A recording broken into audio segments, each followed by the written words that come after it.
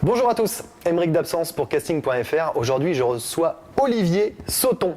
Salut Olivier. Salut Aymeric, ravi d'être là. Ah bah écoute, on est heureux de t'accueillir. On est venu voir ton spectacle et on s'est dit il faut absolument qu'on le fasse venir parce que Lucchini et moi, c'est juste extraordinaire. C'est un spectacle qui nous a beaucoup fait rire. On voulait absolument qu'on en parle un petit peu tous ensemble, que tu présentes un petit peu aussi ton spectacle à tous les internautes qui nous regardent.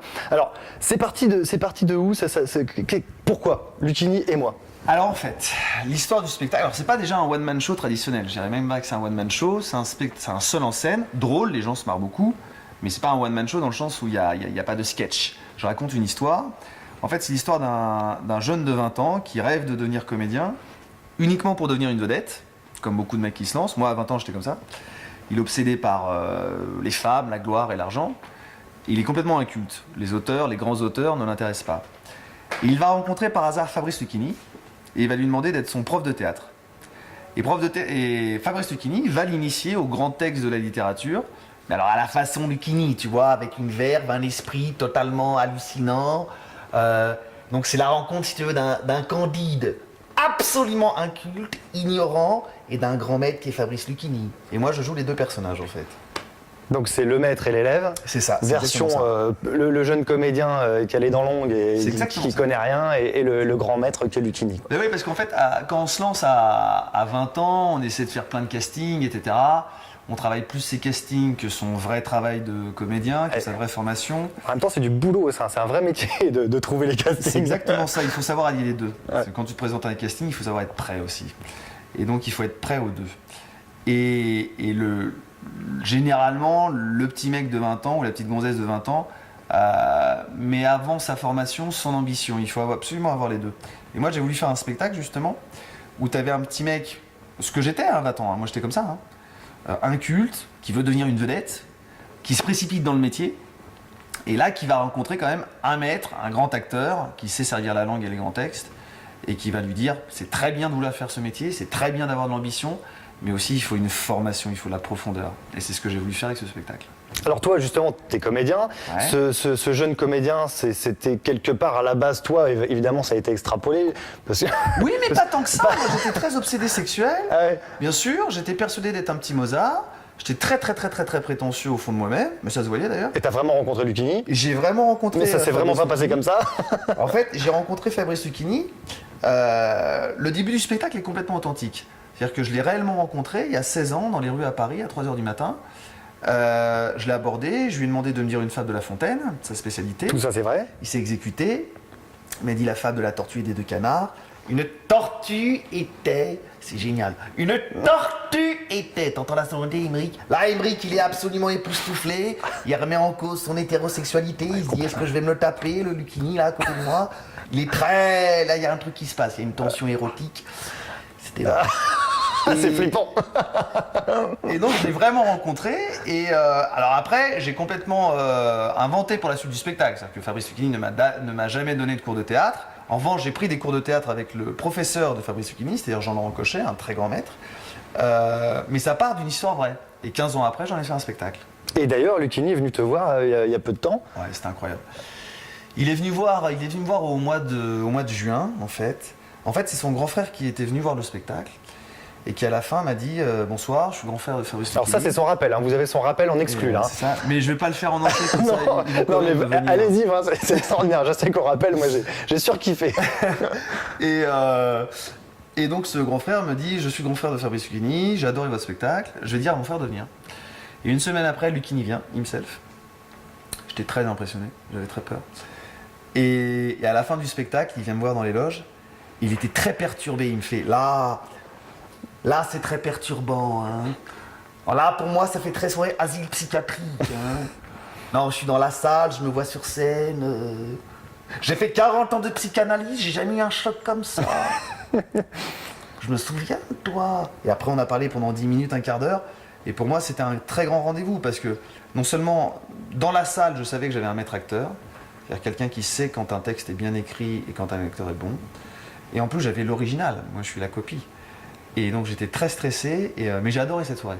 J'ai adoré ça. Et pour moi, c'était vraiment une rencontre extraordinaire, qui sort de l'ordinaire. Ça m'a fait grandir d'ailleurs cette rencontre. Et du coup, il a eu besoin de marcher, c'est ça, après, pour se remettre de... Oui, c'est ça. Il était vraiment perturbé. Hein. Ouais. Il était très.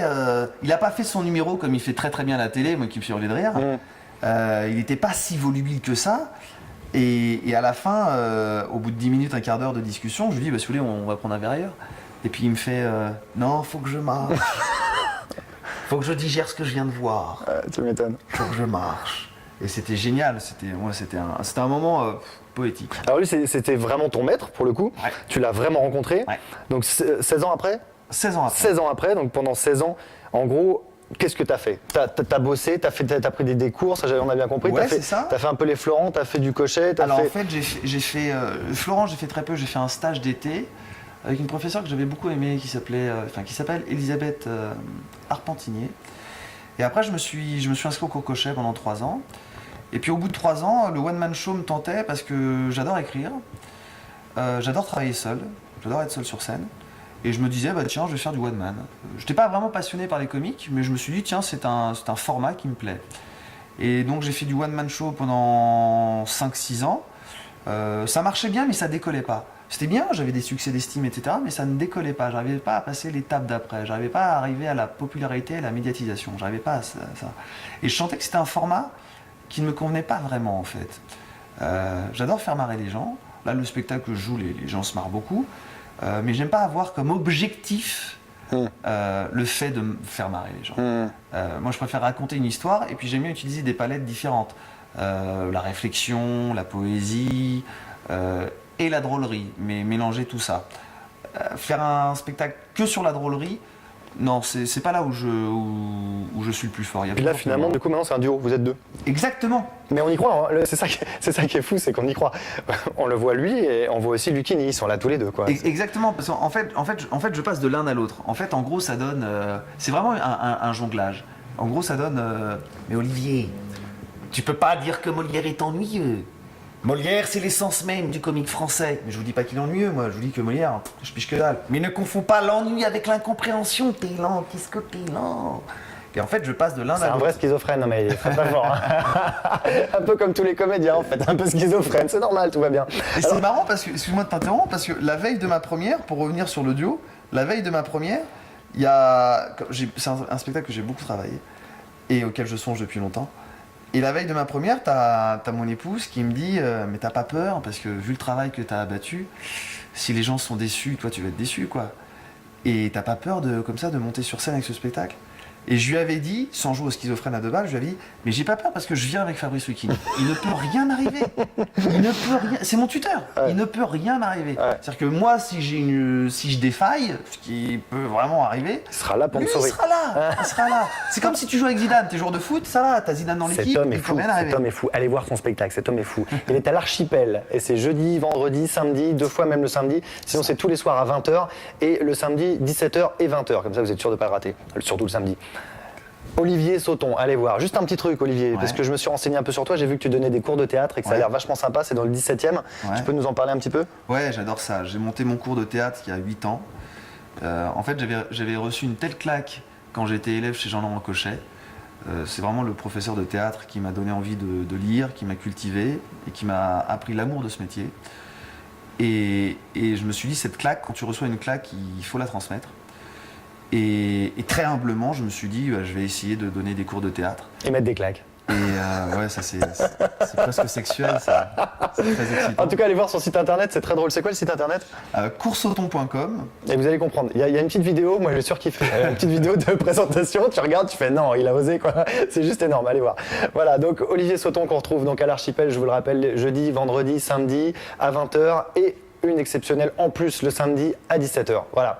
Merci Olivier. C'est moi, merci beaucoup. C'est un vrai plaisir et on va venir te voir encore parce que franchement ça vaut le coup. T'es très beau, tu poses de très bonnes questions, c'est très agréable, vivement que la caméra se coupe. Ah c'est mignon, oh merde. Coupez pas.